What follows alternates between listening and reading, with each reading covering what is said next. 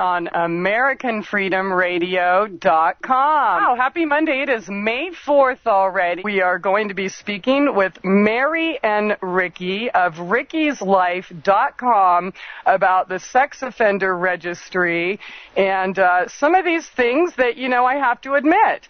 Until I met them and Kevin from Americans Reality Check Radio, I have to admit, I never really gave the sex offender issue any thought other than, when you hear of pedophiles and sex offenders, of course you want to see them prosecuted. This is an issue very near and dear to myself and my family. And anyways, so we're going to learn a lot about this issue and what it does to families. Mary has done a ton of work getting this issue out into the open and actually was featured on Christina, a TV talk show on Telemundo recently. I want to welcome you to the show, Mary. Thank you so much for being here tonight. Thank you, Christy. All right, and it looks like we have Ricky. Let me just make sure, Ricky, you're here with us tonight. Yeah, I'm here. All right, great. Mary, I know there's a lot to cover, and you've done so much about this, but why don't we start off by talking about your personal story and how you got involved, even learning about this issue yourself. Okay, basically back in 2005, we're all familiar probably with the Jessica Lunsford case, and that was making national news because, tragically, Jessica was raped and murdered by John Cooey. In 2006, Ricky had got questioned by the police, and, of course, he told the truth. He had a girlfriend back in 2005 in December that he met at a club for 16 to 20-year-olds. She told him she was almost 16. They started dating. And then one time she ran away from home, and we're not sure why, new stepdad and new marriage for her mom, and, she's being a rebellious teenager. Well, after Ricky told the police, yes, we had sex twice, and went through the whole, questioning process, they said, well, sign this statement. And so Ricky signed the statement, and the officer told us both, well, guess what, Ricky, she was only 13. But she admitted she lied to you. Her parents don't want to press charges, so you're welcome to go home with your mom. So Ricky went home with me, and on May 3rd, 2006, he was walking home from a friend's house and was arrested on 2 counts of sexual abuse, third-degree felony charges as an adult. And now, by this time, he had turned 17 years old, and I thought I was living a nightmare. Could not believe. Okay, let me get this straight. He's 16 years old. He goes to a club that's for 16 to 20-year-olds, right. Meets a girl who, she shouldn't have been let into the club if she was under 16, but she did tell him and everyone else that she was almost 16, and they just, did whatever young kids do at that age. Right. And when I asked the detective that was questioning Ricky the day of his questioning, his exact response, and I'm going to quote this detective, he said, the more girls, the more boys, the more money. That was his answer for why the hell the club let her in there. And she admitted in her statement that her 12-year-old friend was with her and that they never got ID'd. Wow. And okay, so I did everything in my power police to shut that club down. So the police just go question him, and he still has no idea her age, just, and from my understanding, reading the story, they weren't really even hanging out. Like, she had ran away or something. And broke up by this time. Okay, so it was just like a couple-month little fling or what have you, and the police question him about her whereabouts. He admits that he had been dating this girl who he thought was 16. Right. Wow. So then he has a 17th birthday. What did he get for his 17th birthday, Mary? Registration for life as a registered sex offender as a predator on the Oklahoma Registry. Wow. With an expungement. The judge did expunge my son's record October 2008. I've got the letter sitting here in my desk on a file folder. Okay, well, you got that after 3 years of fighting. But, I mean, let's just think about this. His 17th birthday, Just because of this situation, of course, the club isn't being held liable. Nobody else is being held liable, but consensual teenage sex equals you must register as a predator, a sexual predator, for the rest of your life, basically. Right. And unless you can get it expunged. By the charge. That Ricky's assessment, his own therapist said he was 0% threat to children. These laws go by the charge. They do not go by an offender's assessment. Of course not. Okay, so 3 years later, you fought that, you moved, and was able to get it expunged. However, in your new location, things aren't going so easily. No, basically, the Department of Corrections of Oklahoma and me are in a heated battle because the law does not say, it says if you took a deferred adjudication, which Ricky did on 2 years probation, that you must register. Iowa required 10 years. When we moved to Oklahoma, they changed this charge on him, and now he's registered as a predator for life under Oklahoma law due to the Adam Walsh Act. And wow. So since the expungement, I've been putting pressure on DOC, talking to the politicians, and I actually had a Romeo bill submitted this year, SB 1021, and I got a note 2 weeks ago from my representative, John Offit, that it died in committee. And according to Senator Paddock, the woman who wrote the bill, she said she just didn't have enough support for it. And I'm here to tell you, Christy, she's full of crap.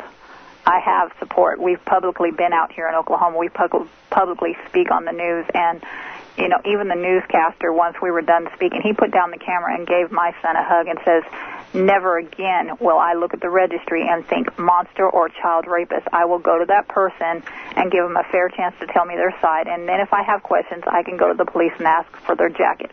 And that's the truth. Wow. And wow. So we made a big impact. And the politicians here are just, they're trying to play hardball, but I've got news for them. I'm going to play hardball right back, and I plan to win. Well, Mary, I have no doubt in my mind that you will, and you've done an incredible, an exceptional job at getting this issue out in the open, and you've really taught me a lot.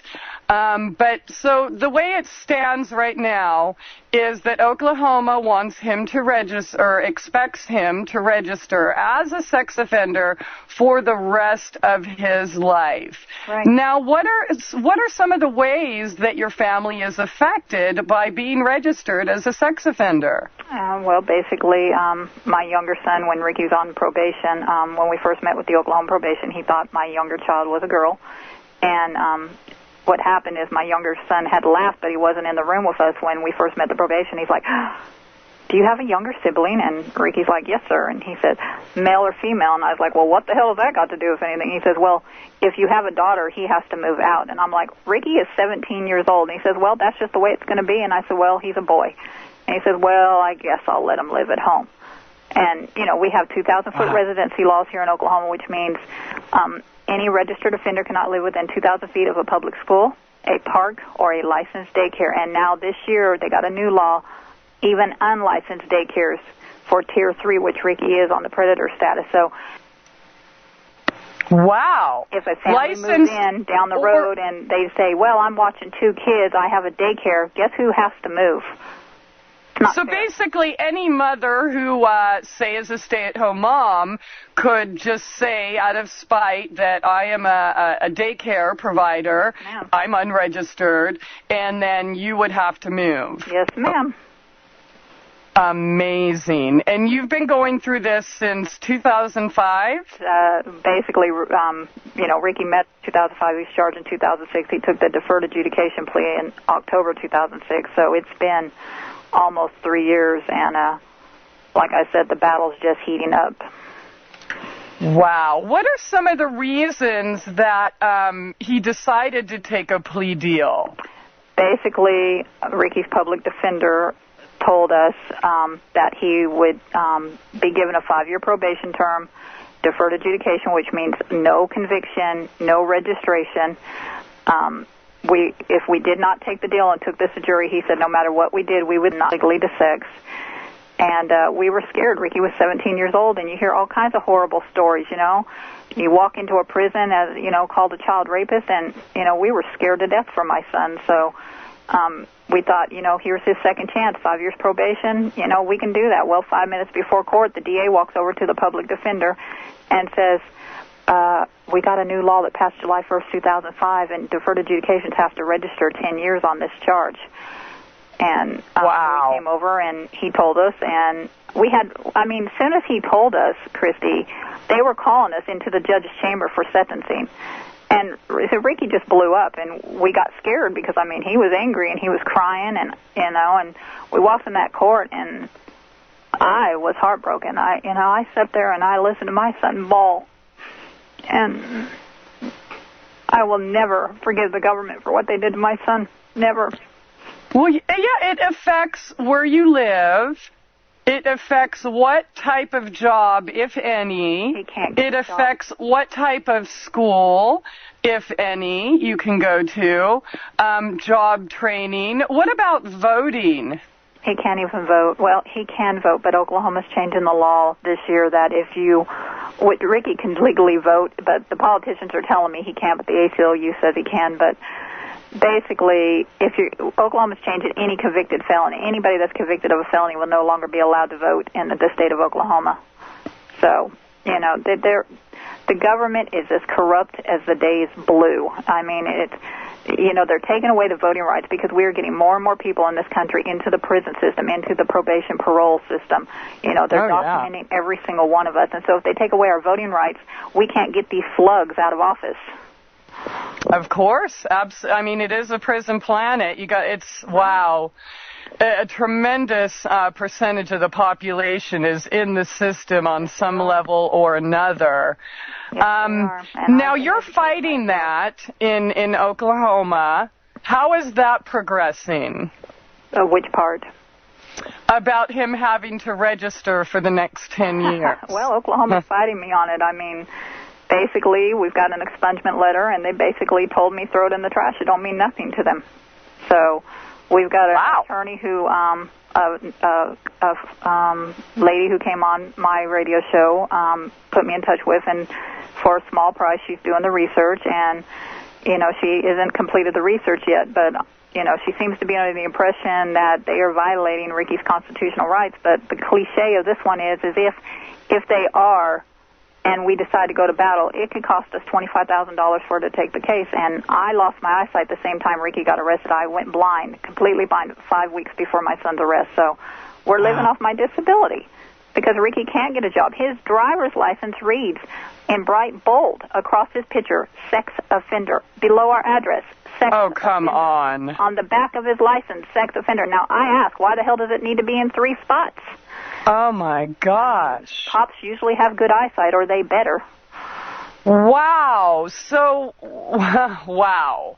So every time he applies for a job, people just... Now, there's nothing. But when you see the driver's license, people assume child rapist, baby monster. I did 3 years ago, but, I plead with everybody listening, educate yourself to the facts. The government is lying to you. The registry is a myth. And bottom line is, and I was sexually abused as a child myself by my uncle.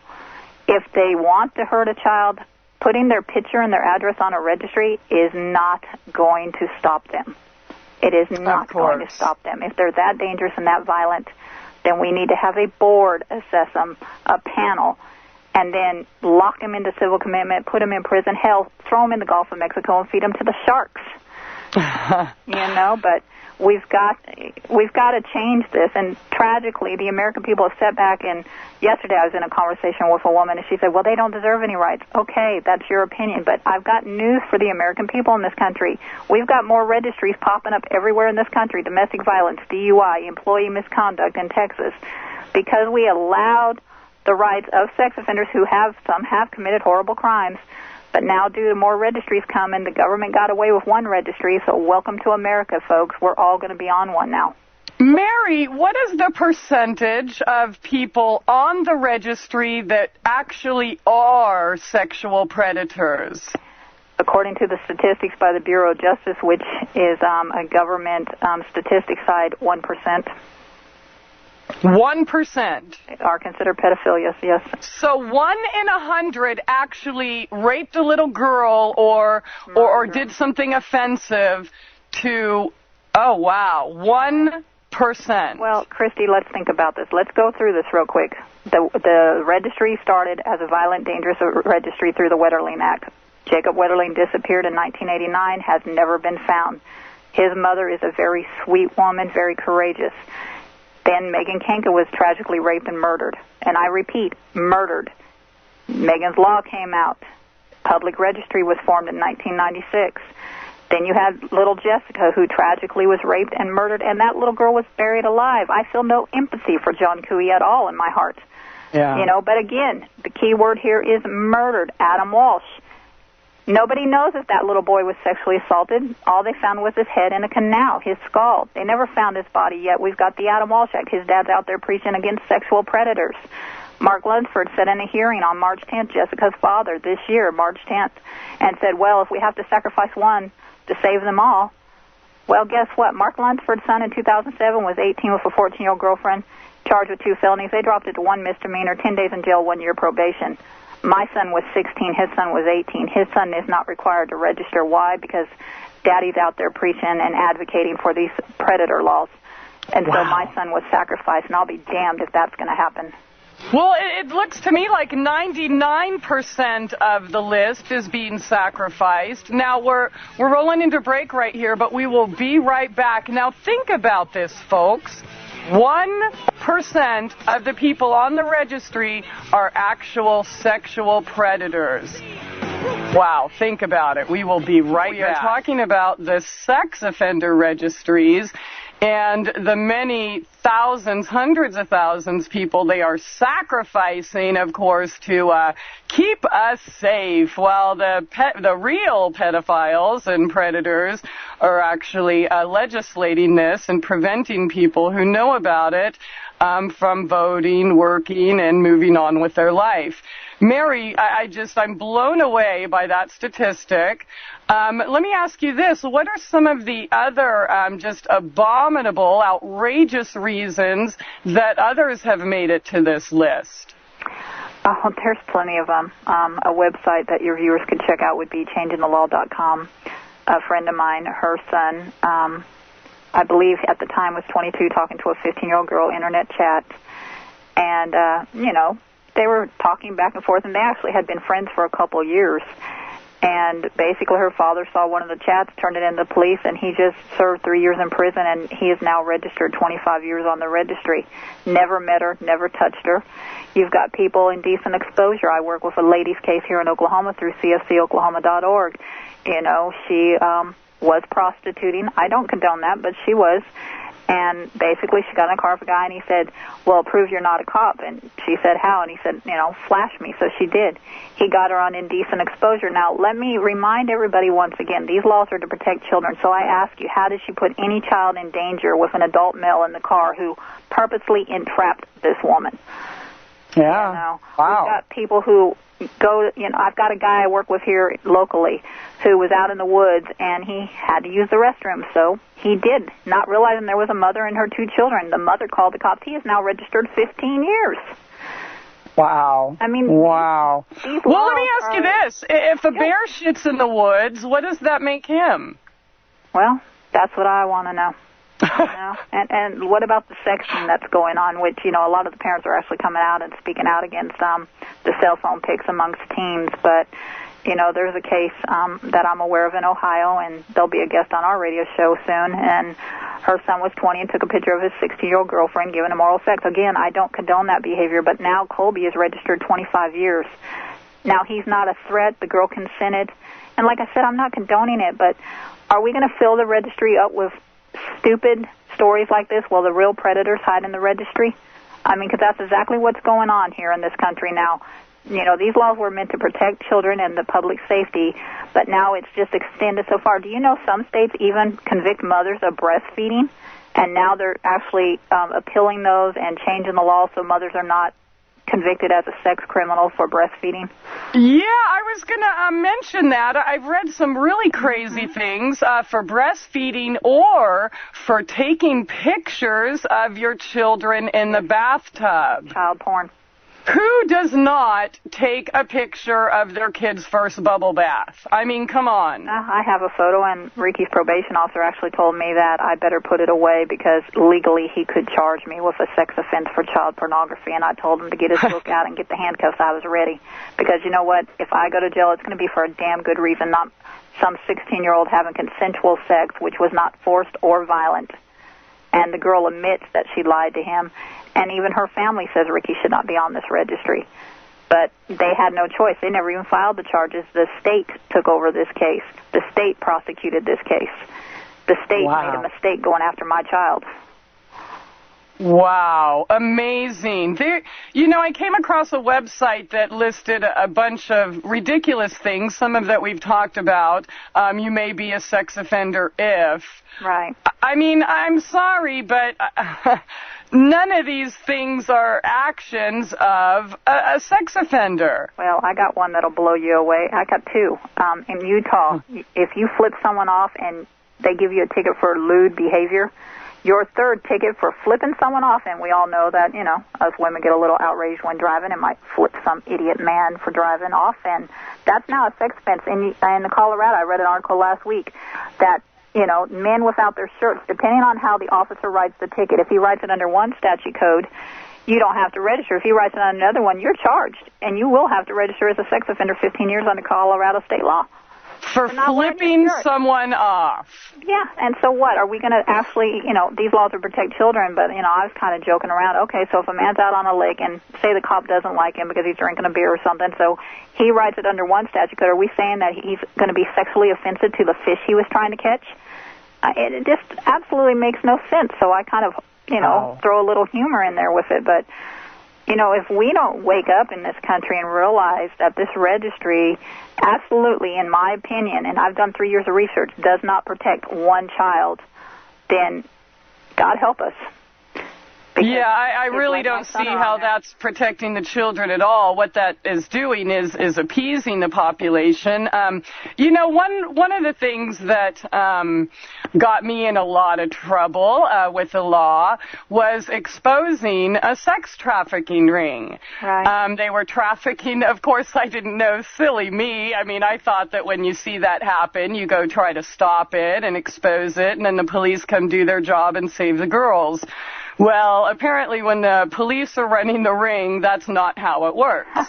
Now, the sex trafficking ring is, of course, still going on. Not one single person charged. Of course, they tried to come after me with a felony hate crime because I supposedly vandalized the illegal encampment where I was putting my life on the line, making friends with the pimps, trying to save the girls, getting video and pictures and all of this. None of these people are on the registry at all. In fact, the ring is still going on. So and sex trafficking is the biggest business in the world. How on earth is this protecting our children? It's not. Like I said a few moments ago, you can put anybody you want to on a public registry with their name, their address. Hell, Texas puts their shoe size on there. That one I'd like to get an answer to. But if they really want to harm a child, the registry is not going to stop them. Let's think about it. If they're that dangerous and that's violent, do you honestly think that because their little pictures on a public page that's going to stop them? No, it's not. And we've got cases out there falsely accused, and the child porn. Now, I don't condone that, but there was no victim. And why are we never hearing about the people taking the child porn? Why do we never hear those stories that these men were caught? Because they're in other countries. That's why. Or some of them are right here, and they're either famous politicians or sports stars, and they can go and rape me or my children or anyone they want and get off scot-free. It's just, like I said, the real predators are not on the list, and I've experienced that firsthand. I remember when it came out, though, and I'm like, oh, great, this will really help us. And, of course, I went and looked, and, of course, since none of these people have ever been charged, of course, they're not on the list, but the people who are looking for the list are now scared of people like your son. Right, and people need to be aware, too, that 90% of victims know they're offenders. That could be their parent, their step-parent, their uncle, their aunt. cousin, grandparents. 90% of the victims know they're offenders, and yet one of the biggest myths out there about the sex offender registry is stranger danger. Oh, honey, don't talk to no strangers. Well, folks, you better be worried about the guy mowing your yard, or, maybe someone in your family who comes over. They're the ones that you need to be worried about, because most sex offenses are committed by someone the child knows. Example, I knew my uncle.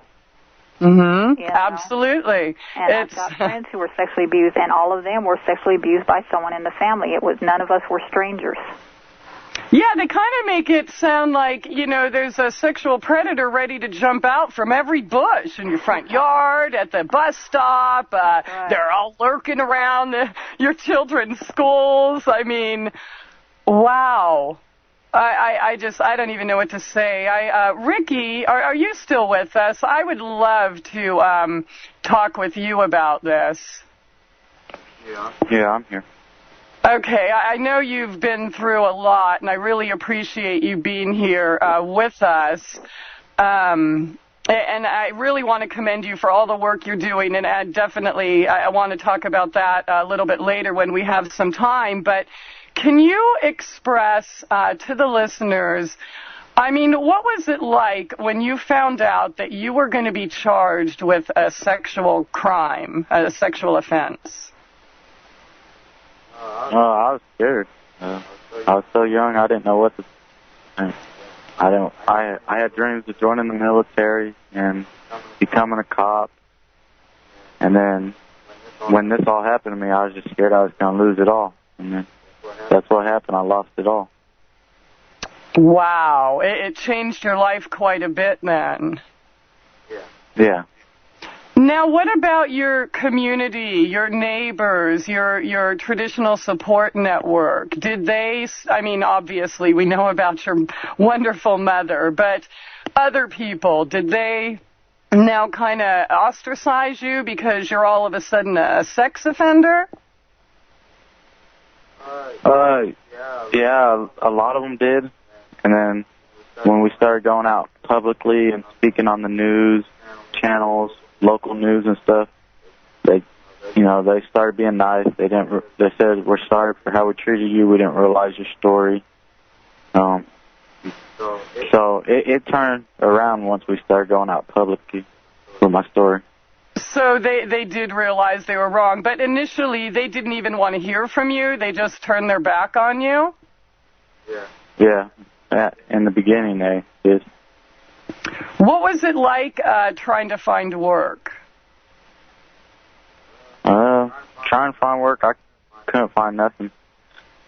I went out and I filled out application after application, and on most of the applications it now asks, "Are you a registered sex offender, and if so, in what counties?" And right below it says, if you answer yes to this question, it does not terminate us, or it says something like it don't stop us from giving you a job, but it really does. Because if you answer yes on that question, they're not going to give you a job. They're just going to look at, okay, we'll take a look at your application, but they really won't. Wow. But you've actually kind of triumphed over that situation. Why don't you tell us about some of your life changes and how you've turned this negative into a positive? Well, really, while I was on probation, my mom, she gave me an option. I can either, take this on or just sit back and take it and just, let them ruin my life. So I decided that once I got off probation, I was going to fight the laws. I'm fighting for all the teams across the country, not just me, all the teams in the country. So I took it from, sitting back and taking it at first, and then decided to fight it. And aren't you kind of putting together your own little web business as well? Yeah, that's what I was about to say. Since I can't get a job out there and make no money, I'm trying to start my own little business of building websites. Excellent. Now, do you speak to the teens and kind of let them know? Because I could just imagine at your age, you weren't expecting for our government to be this corrupt. You weren't expecting to be prosecuted for something that you had done consensually with somebody that had lied to you about their age. And, you know, I do want to say I'm not condoning teen sex at all, but I do acknowledge that it happens, and I do know that it doesn't make a teen a criminal. But are you speaking to the public or other peers or teens about what could happen to them? Yeah, actually, I created a brochure, and I put it on the website that I work on. Our special guests tonight are Mary and Ricky from rickyslife.com. And just before we were going to break, Ricky, you were telling us about how you've turned this into a positive and what you've been doing to educate. So why don't you tell us about some of those websites and where we can find your brochure? You can find my brochure on cfciowa.org, and I built that site, and that site just deals with teens only. Can you say that website again, please? Christie, it's C, citizens, 4, so F, citizens, C, Iowa.org, cfciowa.org. Thank you. You're coming in a little bit more clear. All right. And, okay. And what's the next one? cfcoklahoma.org. Okay. And so these are to educate the youth, and you've created a brochure, and I know you've been speaking on some TV and radio shows. I mean, I really have to thank you for your courage in coming out and speaking about this. I'm trying to put myself in your shoes at 16 years old. It's not courage, Christy. I mean, maybe for Ricky, but for me, it's just one pissed off mama, but I'll let Ricky answer that for himself. Go ahead. Don't mess with Mama, that's for sure. It's some courage, and then some of it's just that, you know, I don't want to lose my dreams. Even though the government's done this to me, if I get off the registry, I'm still planning on joining the military and becoming a cop. So some of it is courage, and then some of it's just... So if they take you off the registry, then you'll be able to continue to pursue your dream in law enforcement yourself? Yeah, I should still be able to become a cop if I get off the registry. The only reason the military won't take me now is because I'm on the sex offender registry. Okay, well that's good news and gives you more of a reason to fight. I know I don't want to take up too much time. We have a short segment here, but I know Russ has some questions. Go ahead, please. Hi, Mary. Hi, Ricky. Hi, Russ. Hello. You know, I think, Ricky, I applaud you for educating people. I still want to get off track of registries, but you know, I apologize. This whole thing just kind of boggles my mind with so many things come out of your story. America, wake up and listen to Mary and Ricky. They're putting us on registries. And, Mary, tell me again, what is the percentage of innocent people who, like Ricky, that are on this registry right now? How many lives has this particular registry destroyed? Do we know? Well, there's estimated over 700,000 currently, but I've read estimate reports and statistics by our own government that at least 30% are on the registry for consensual sex. And even Patty Wetterling, who started this nightmare, is actually now speaking out. Wow. And then you also shared with us that the registry, the volume of registries of every kind of offense that is equal weight to the sex offense registry is being created. Is that what I heard? We are creating, our government is now creating more registries.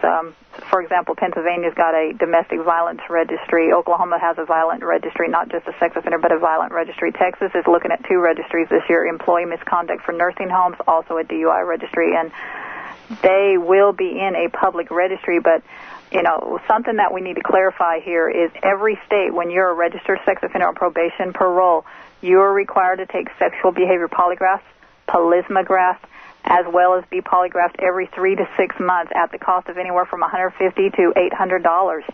Now, we are taking away employment, homes, jobs. We're taking everything away from these people. So how do we expect them to pay for this? And then when they can't, they are violated. And so, people are running around saying, 90% recommit offenses and are back in prison. Well, here's a clue, folks. That 90%, a good portion are back in prison on technical violations like they were homeless and they couldn't register or they couldn't find a job, which probation, parole as a sex offender requires that you be gainfully employed all the time. So, they're not going back in on recommitting sex offenses. Now, maybe a few are, but most are technical violations. And again, unless you do your research and you start educating yourself, and you can go to either one of our sites and start reading reports by experts, you're the government's fool, in my opinion. And I readily agree. 3 years ago, I was a fool. I thought they were all baby monsters. They were all child rapists. But I know the truth now, and I'm going to speak out for the human and civil rights. And not only that, our Constitution. Mary, thank you so much. It's that time again, so hold that thought. We'll be right back at the top of the hour here on Truth Brigade Radio. Sorry to cut you off before we went to break there, Mary. You were kind of on a roll, so please do continue, that we have another short segment here. Well, I was just stating that, we do have a Constitution that is checked and balanced to protect our civil liberties, and basically, I readily admit there are some that commit horrible crimes, the rape and murder of children. But, we are all citizens, and again, we all deserve our rights. And, if they truly are that dangerous, and that's determined by a panel of experts, and I'm not talking about government-paid experts because I already know how corrupt they are, then, let's civilly commit them. Let's, lock them in prison, whatever the case may be. But bottom line is the sex offender registry doesn't work. Christy, you're aware that recently Ricky and I, mentioned we were on the Christina show, but we actually went to a very famous bridge in Florida, the Julia Tuttle Causeway. And, I was going to ask you about that. We do have about 5 minutes, so please tell us about the wonderful things you did down there and what you brought back with you. Okay, anyone that wants to see some of the photos, juliatuttlecauseway.blogspot.com. But basically, Ricky and I had a day, so, we could have went to the beach or we just could have went to the Julia Tuttle Bridge, and Ricky and I decided we were going to find these men and women that are being forced, and I repeat, forced to live under the bridge by probation parole because they have a 2,500-foot residency law in Miami-Dade County, Florida, which restricts bus stops, schools, parks, daycares, libraries, swimming pools. Here's the catcher, folks. They're on curfew under the bridge from 10 to 6. At 6:01 a.m., they can leave that bridge and go anywhere they want in Miami-Dade County.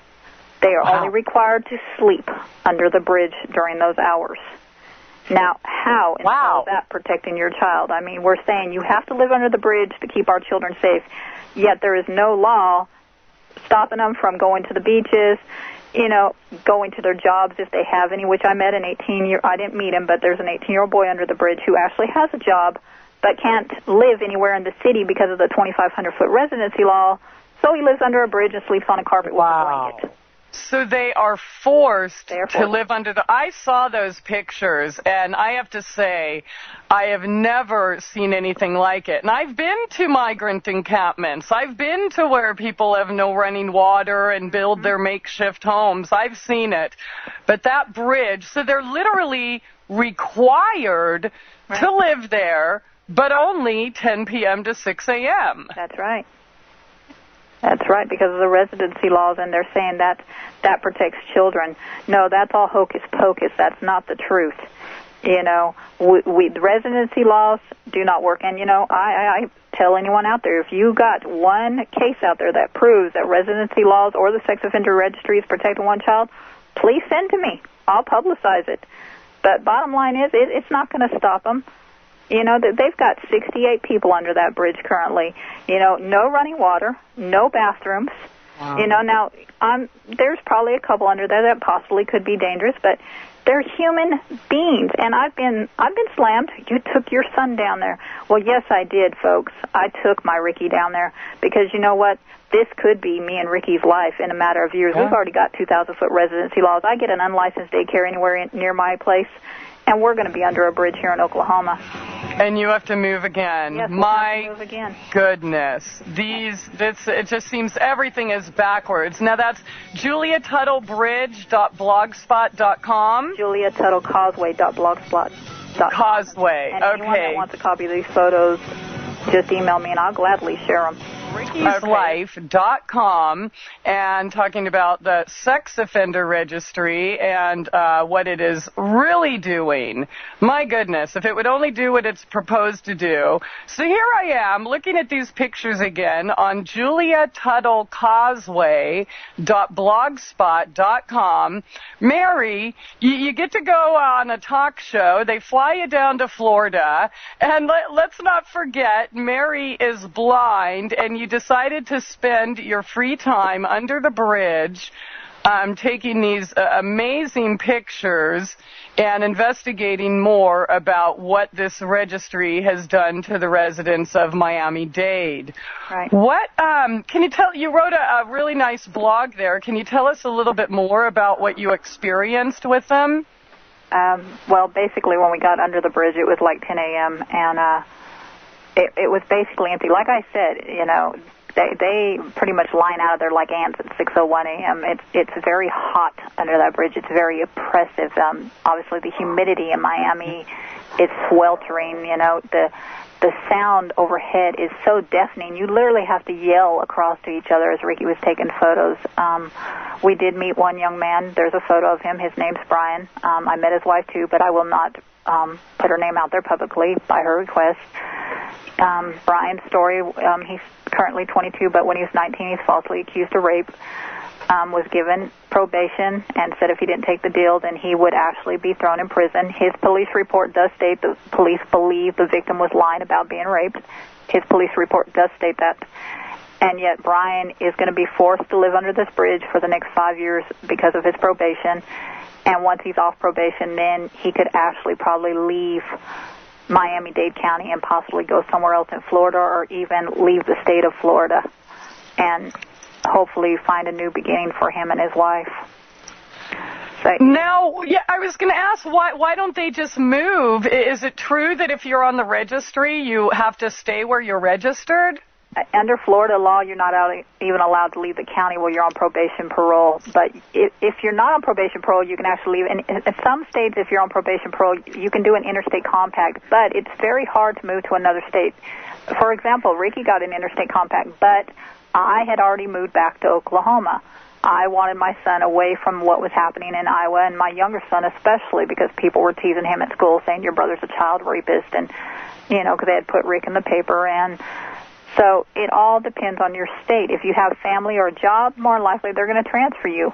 Some states, they won't even accept a sex offender if you're on probation parole because of the cost, the polygraphs, the probation. You know, they have to visit your house once a month and go through your items once a month and make sure you don't have Playboy magazines or something like that. Oh, my gosh. Yeah, I know a boy who got violated for having a Playboy magazine. Now, let's remind everybody, this is not child porn. This is adult porn. But if you're on any type of probation, but especially sex offender probation, you're not even allowed to have Playboys, Playgirls, whatever the case may be. You're not allowed to have it.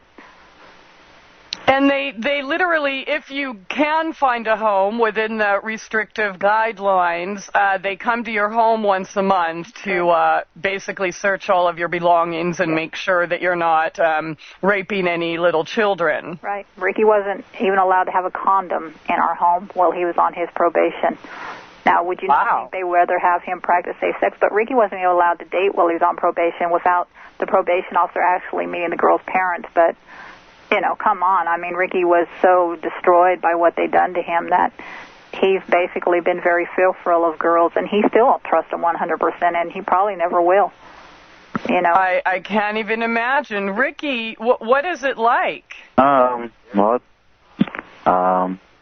Because they say ask a girl for their ID or something, but I know someone that got in trouble because of a girl having a fake ID.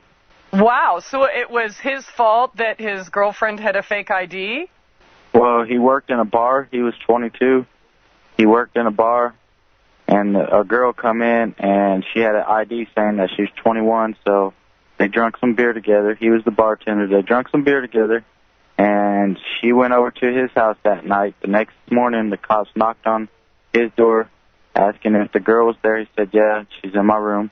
They walked in, and she was naked in his bed, and now he's on the sex offender registry for life because she was only 17. Okay. Let me ask you this. Have you been on any dates since this happened? I've talked to some of my old friends, but not really no dates, no. So basically, if you were, though, you are asked to check their ID, number one, and then give their information to the PO officer so they can go talk to the parents.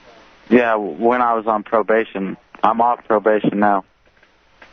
Okay, so, but that would be the general rule then for people in your situation before you were able to have it overturned. Yeah. Yeah, before you was allowed to date, they had to approve of the girl. Wow. Amazing. My goodness. You know, Mary, maybe I was reading a story recently where I believe it was an 11 and 12-year-old or a 12 and a 13-year-old. And once again, I want to say I'm not condoning teen, underage sex, but there are, I guess, some 11, 12, and 13-year-olds out there doing that, as we know, so we need to find a better way to deal with that. But regardless, what I remember of this story is that both children in this consensual sexual event here were then charged and were supposed to be on the registry. Correct. They were both victims, and they were both considered offenders, and it was in Utah State. And I can update that basically the Supreme Court laughed at what the prosecutors did, and they are both not required to register now. The Supreme Court. But initially the state wanted to charge them both. They were prosecuted and they were required to register, plus they were considered victims.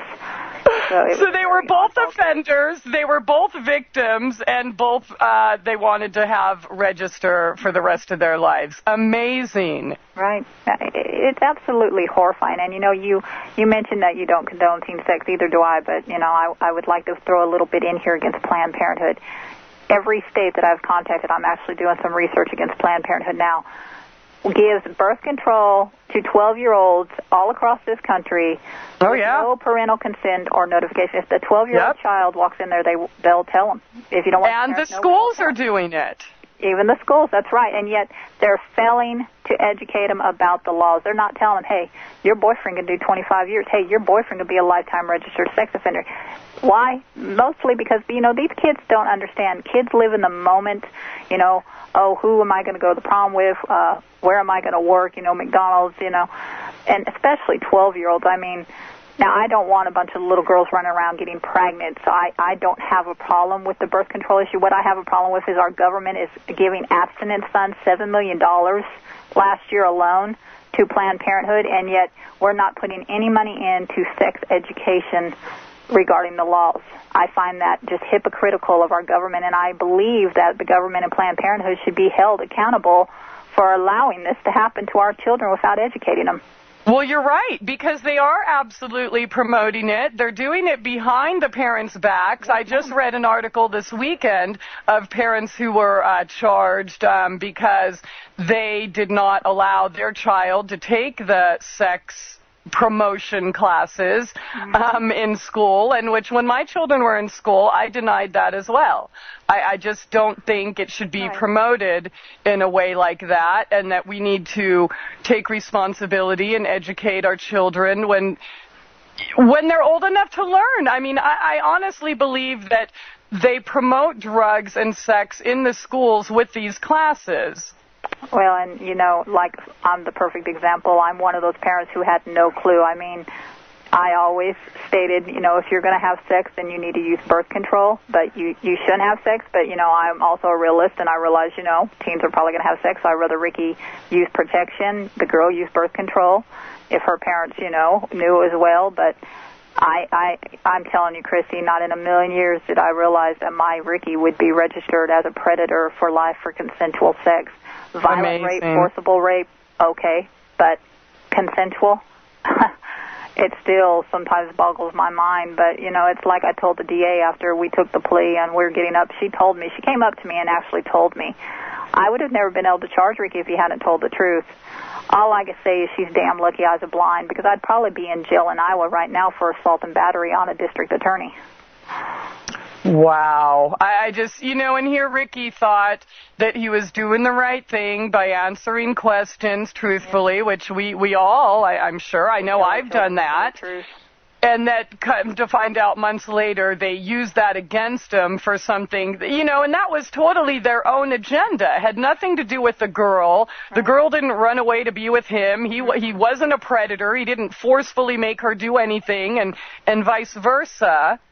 And now he has to live the life as a criminal. And I mean, what you said earlier, I'm still trying to grasp the fact that only 1% of the people on this sex offender list, according to government statistics, are violent offenders or violent sexual offenders. You go to the Bureau of Justice, in 3 to 5 years, only 3.5% are charged with recidivism. You know, you'll get people on these talk shows who say, oh, they've had 300 victims. Oh, nope, 90% recidivism rate. No, folks, you know, go read the Bureau of Justice blog. I don't know the website off topic here, but go to Google and put in Bureau of Justice and go read the facts for yourself. Go to rightsandlaw.com. It's there in their listings.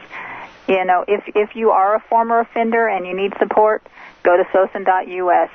And I am now the CO there, and, you know, you're welcome to come there, educate yourself, read materials, you know, find support about your state laws. You know, something has got to give. And, you know, it's very scary because, you know, my own parents tell me, Mary, you're turning anti-government.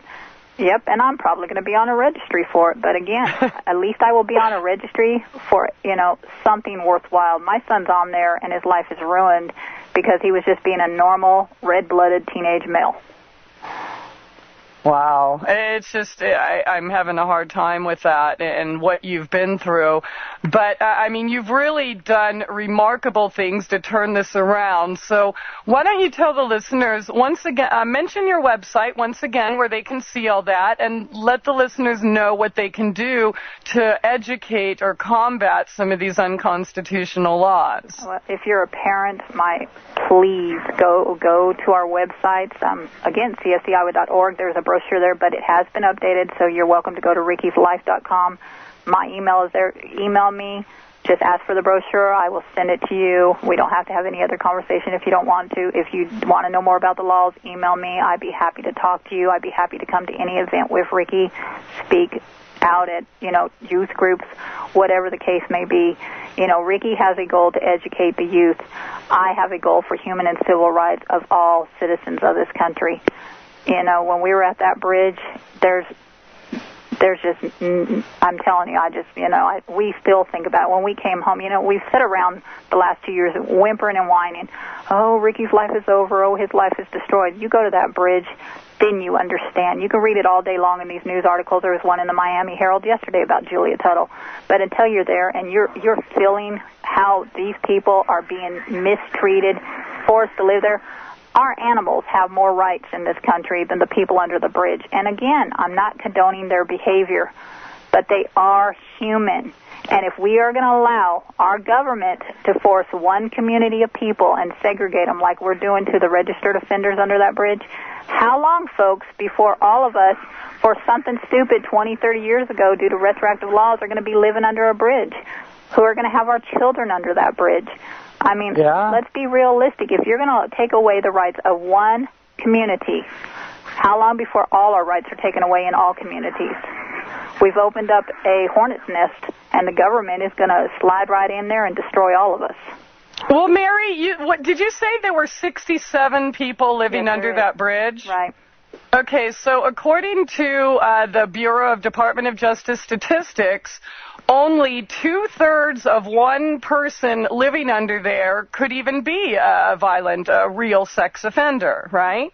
Well, according to the Bureau of Justice, but, you know, now let's... Because if it's only 1%, I mean, not even one full person could actually be an offender. I mean, you probably got, say, 10 under there that are listed as sexual predators, but again, you go look at the registry and look at their picture, and you're going to go, oh, well, see, Mary was wrong. There's 8, 9, 10 of them. See, it says right there, predator, predator, predator. Well, let's think about it. My son is listed as a predator. Why? Here's why Ricky's listed as a violent, dangerous predator. Because of a 3-year age difference. It ain't because of the crime. It ain't because he forced her. It ain't because he held her down and held a gun to her head and violently raped her over and over. It's because Ricky was over 36 months older than the girl. So that is why Ricky's listed as a Tier 3. Wow. Now, does that make sense? So when you go look and you say, oh, see, Mary, nope, there's 8, 9, 10 of them, you ask yourself, what law put them there? Was it their charge? Was it their crime? Or were they put there because of assessment? Because I can tell you right now, Florida doesn't do assessments either. Just like my son, his assessment says he's no threat to any child, but he's listed as a predator. So don't assume anything when you look at that registry.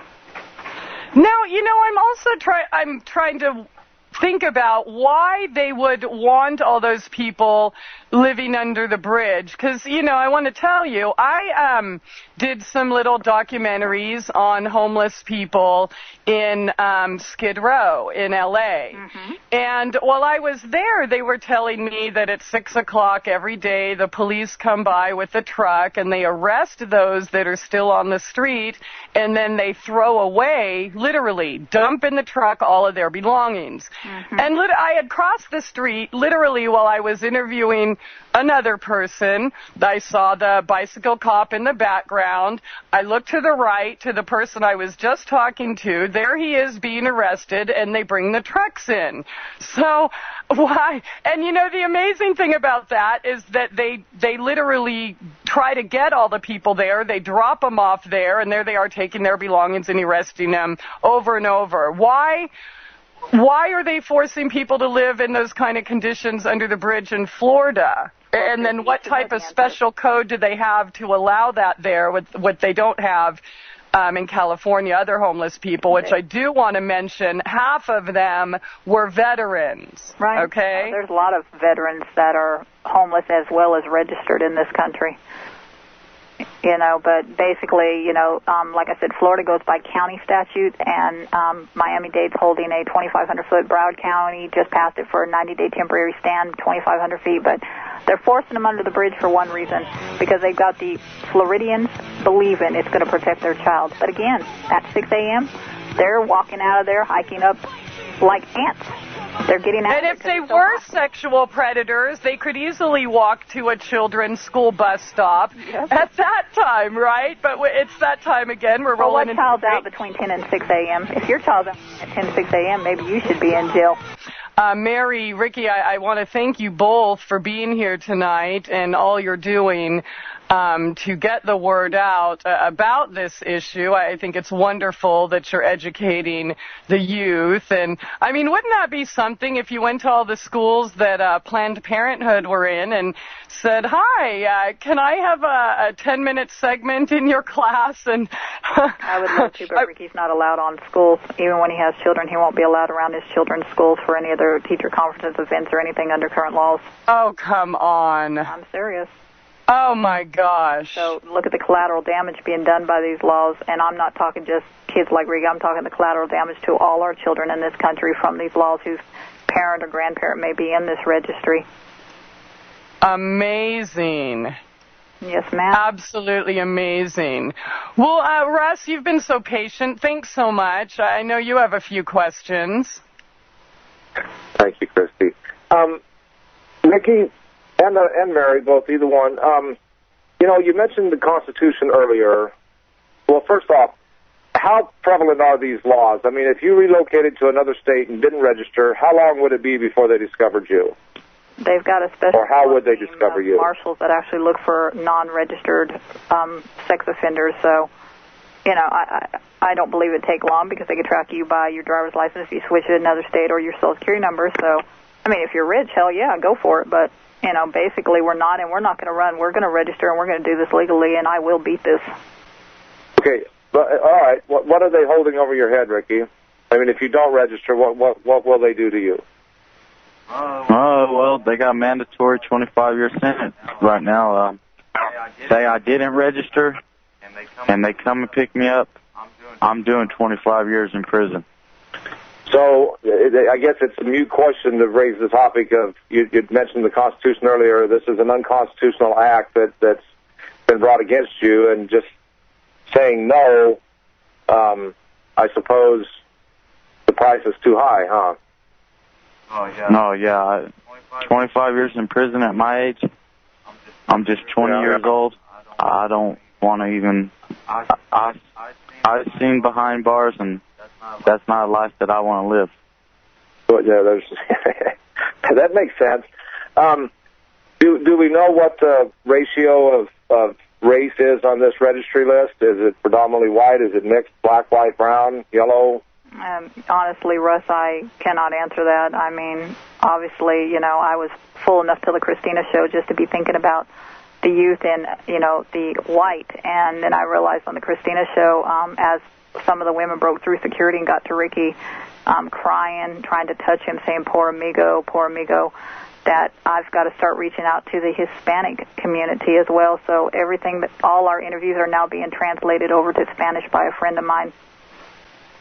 Yeah. Are there any women on this registry? Oh, yeah. Yes, there is. Here in Oklahoma, there's 236 women on the registry, and one is a mom whose son had consensual sex in her home. She's on the registry as a predator for life here in Oklahoma because she allowed the sex to happen in her home. There's teachers on the registry, which we're well aware of, you know, who may have been, 31, 36, had sex with a 16, 17-year-old boy. I don't condone that, but come on, doesn't make them predators, doesn't make them deviant or dangerous, and what 17-year-old boy ain't going to say, hey, yeah, to a nice hot teacher? Well, that brings up a whole other set of topics, so that's for another show. Realistically, this is just another form of controlling the population. Yes, sir. One way or another, they're going to control us all, aren't they? Yes, they are, and they're going to use our children to cause fear. Well, I just, again, want to commend you both for standing up, and this idea of shoving them under the bridge, that's got to get somebody's attention. What kind of response are you getting from people on that one, Mary, when you tell people a lot of response. As we all aware, Florida does experience hurricanes, and I am actually asking people to send donations of tents, bedding material, old clothing for the people under the bridge. Like I said, I'm a human and civil rights advocate. Send letters, cards. Just encourage these guys to hang on. And I know not all of us care. And, I don't blame anyone who says, hey, they don't deserve any rights. That's your opinion. But, for those who do see the injustice, contact me. I can give you an email to write them. I can give you my P.O. box to send cards and letters. And I swear to you, those cards will arrive there to the men and women under the bridge. And, just remember, folks, that this could be you. This could be your child, your grandchild, your niece, your nephew. These laws are so far out of control, and it's all a myth. They're not all dangerous. They're not all violent. And it's like we had on our radio show the other night, one of the guys from Under the Bridge was on our radio show, and it's like I said in the radio show, if they thought twice about it putting my Ricky under the bridge in Florida, there would be hell to pay in that state. I'd burn it down. They don't need a hurricane.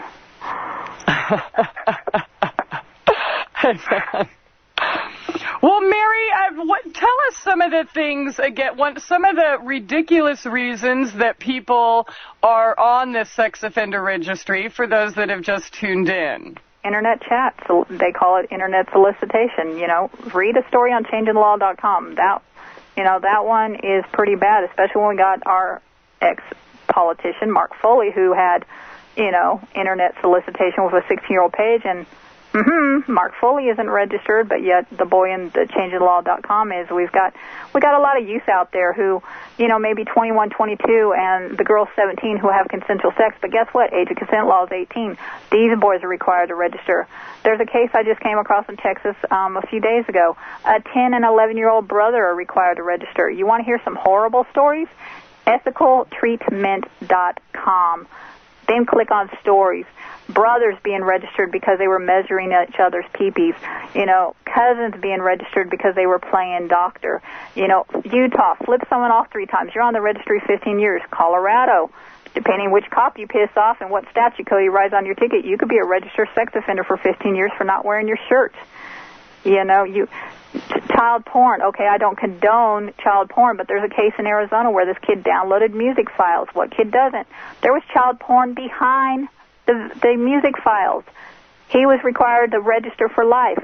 Iowa and Arizona both are states that if you are convicted of any sex crime, you are on probation for life. There is never no chance of getting off probation. The only reason Ricky's not on lifetime probation is because he got a deferred, which means no conviction. But we are prosecuting people for life in these states. They are on lifetime probation in Iowa. And also mothers who breastfeed, or family members who take pictures of their children's first bubble bath, what mom doesn't. Those of you camping who might go potty outside, not in a toilet. Years ago. I mean, who hasn't done what about the pissed off wife or girlfriend, you know? John Doe makes his old lady mad, and, you know, and she says, well, you know what? He raped me. He forced me to have sex, and you know she's a scornful, lying wife. Or, you know, what about a daughter who gets mad and says, my daddy touched me? I mean, there is cases such as that. You get a rebellious 14, 15-year-old girl whose father won't let her date some boy who's older and is putting his foot down, and, you know, are we going to say that she would never go to the police and lie about her father? No, they would, because I know cases like that out there. Not all cases, but, you know, there's several out there. What about falsely accused? There's plenty of those out there. I mean, we can read every day in the paper, you know, DNA set John Doe free. Well, you know, some cases it's not DNA, and we've got men and women registered for life because they were falsely accused. It just takes pissing one wrong person off. That's all. And once again, what about the real predators? Hello, Franklin cover-up. Any of those molesting, lying, pedophilia politicians and presidents and congressmen and senators? How about the secret societies and their horrible events? Or, oh, what if you're a famous football player? Oh, what if you're a famous actor? Oh, what if you have a badge and a gun? All of this is condoned. And my son say a few words about the bridge, what we saw while we were down there, since Ricky actually does have vision. Please do. I'm going to put him on the phone one moment.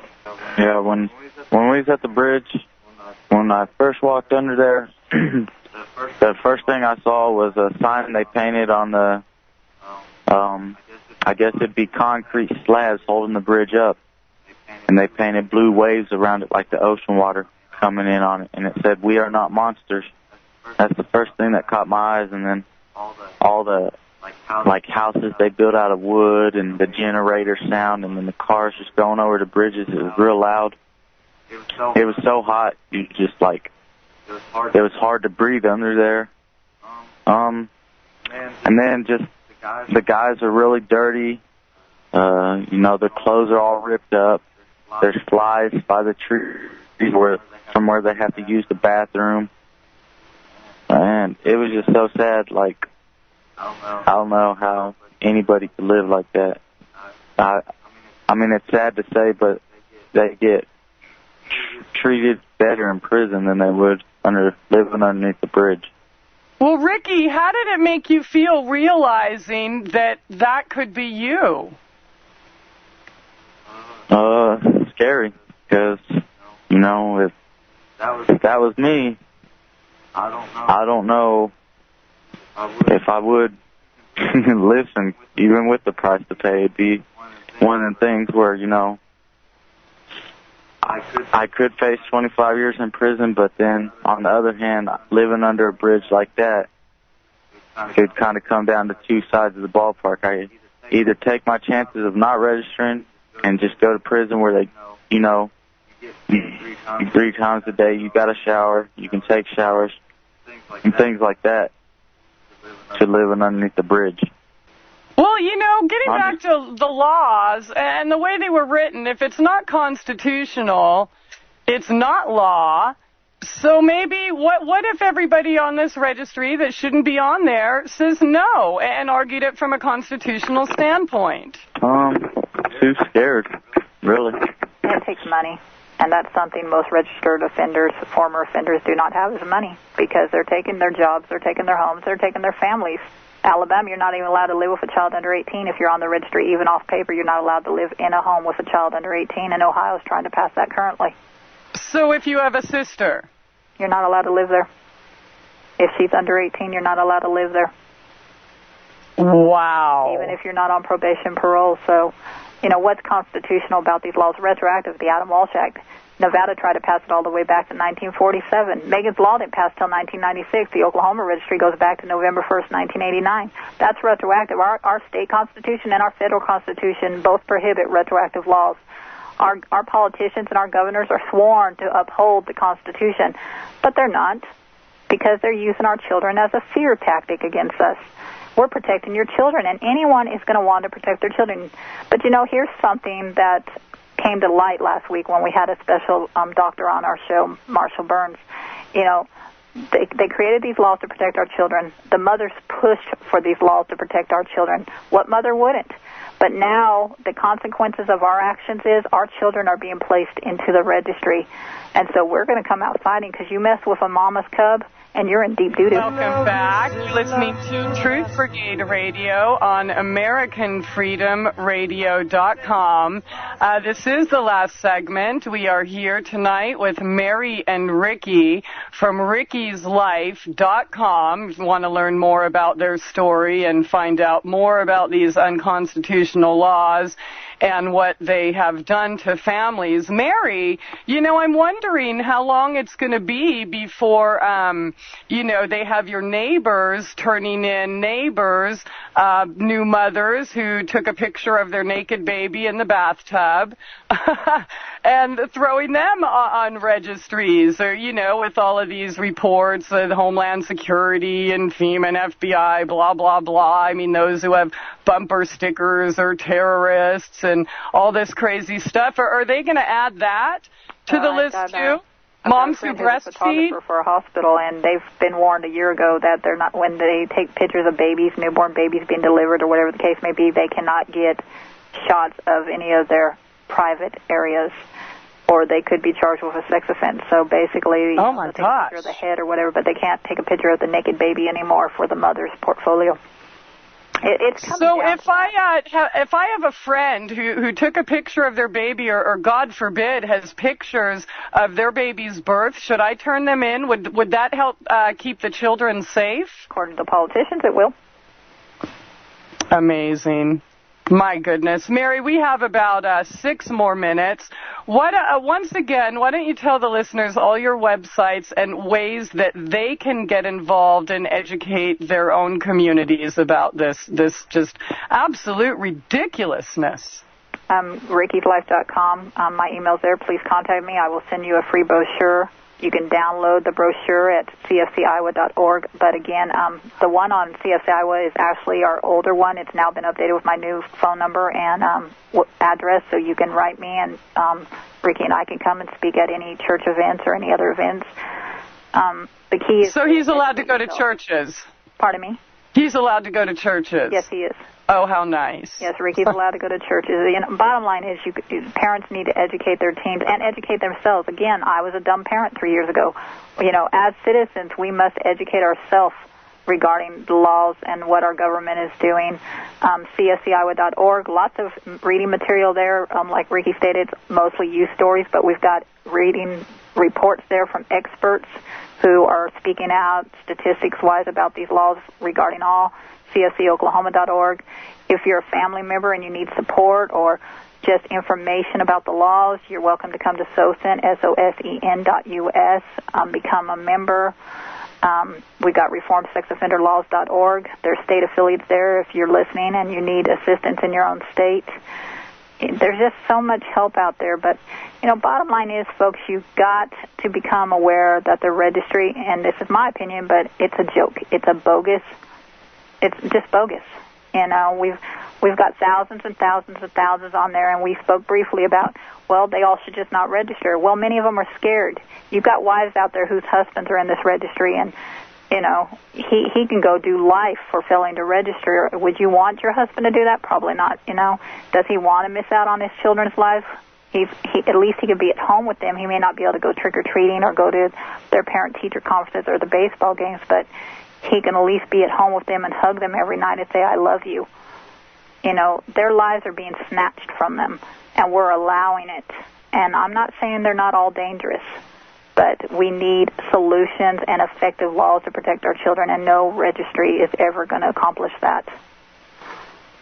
Wow. I just can't imagine what you've gone through these few years because of this. It's been tough, but you know what? We are out there telling the truth, and, you know, I do get slammed by the vigilantes once in a while, but you know what? I'm going to stand up for my morals and what I believe in, and I believe that every citizen in this country deserves human and civil rights, and I'm going to fight to the end until I reform this registry and correct what the politicians have done to my son.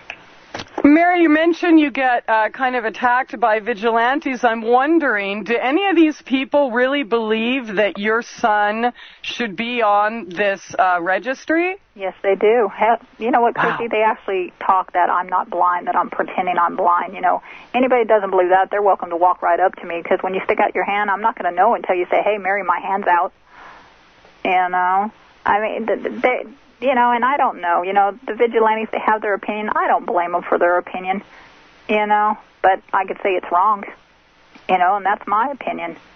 Bottom line is, you know, nobody deserves the inhumane way that they are being treated because they have to register as a former sex offender. You know, we have rehabilitation, we have treatment.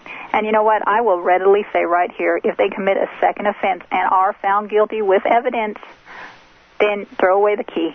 But everybody deserves second chance. We've got people out there who run our children over, get 5-10 years, they come home. You don't know if a drunk's living next door to you. You don't know if someone who committed armed burglary is living next door to you. You don't know if someone murdered a child that's living next door to you. It's only the registered offenders that are put on a registry. So are we saying our children are only unsafe with them, but, you know, someone who's ran over 2 children 5 years ago, you know, they're safe? Shouldn't we know about that too? I mean, if we're going to put one registry, why not just stick them all? Because that's where we're headed. Wow. You know, I can't believe about the whole driver's license issue, too, in big, bold letters. Yes. Now, well, what should be done with real sex offenders? Well, like I said, if they are that violent and dangerous, and I want it determined by a panel of experts, not paid for by the government, because I don't trust our government at this point, you know, but if a panel of experts determines, you know, John Doe is dangerous and violent, you know, then civilly commit him, put him in prison, whatever the case may be. But, you know, if they're not determined to be sexually violent, then they deserve a second chance, in my opinion, and I will stand firm with that. Wow. Well, Mary, it's that time. I want to thank you so much for being here.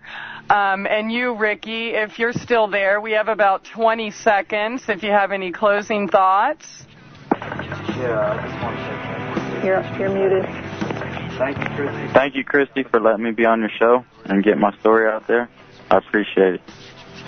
Well, thank you both so very much. Just this really breaks my heart, and I commend you for getting out there, educating, and telling people about this. And if you were listening tonight and this is the first time you've heard this, why don't you go tell a friend? I mean, maybe you have children you need to educate. Maybe you have neighbors. Or maybe you saw your neighbor on the list. Maybe they're not really a violent sex offender. Thanks so much for listening tonight. See you tomorrow.